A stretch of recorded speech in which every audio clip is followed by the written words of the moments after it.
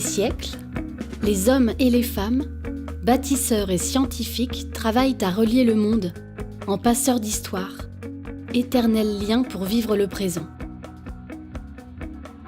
La CNR, premier producteur français d'énergie 100% renouvelable et concessionnaire du Rhône depuis 1934, est un aménageur de territoire, un trait d'union entre les temps, entre les hommes.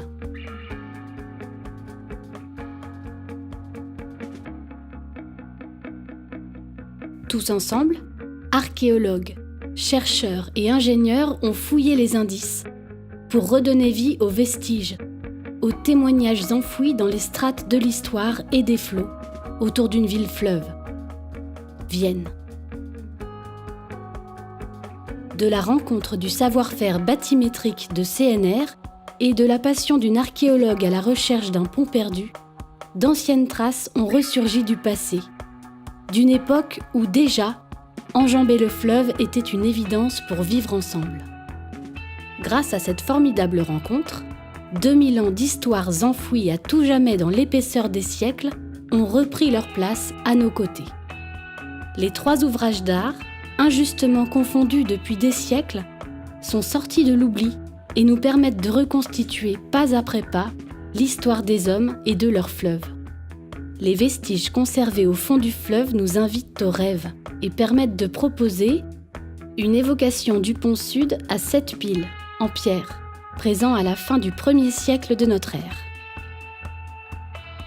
Puis, celle du pont central, à 4 piles, attestée à partir du 9e siècle et en service jusqu'au 16e siècle. Avant d'imaginer le pont nord, en bois, édifié dès le début du 1er siècle de notre ère et pourvu d'au moins 6 piles. L'aventure peut continuer et ainsi, tel un puzzle, reconstituer pas après pas l'histoire des hommes et de leur fleuve. Ce film, c'est l'histoire de rencontres, de croisements de passions autour du fleuve Rhône qui, encore une fois, témoigne qu'il peut, à travers des âges et aujourd'hui plus que jamais, être un lien entre les hommes. J'ai vécu une magnifique aventure avec CNR et grâce au bateau sonar du Frédéric Mistral, j'ai pu retrouver les 3 ponts que j'imaginais depuis des années dans ma tête d'archéologue. C'était une très belle aventure, ça nous a sorti de notre quotidien scientifique.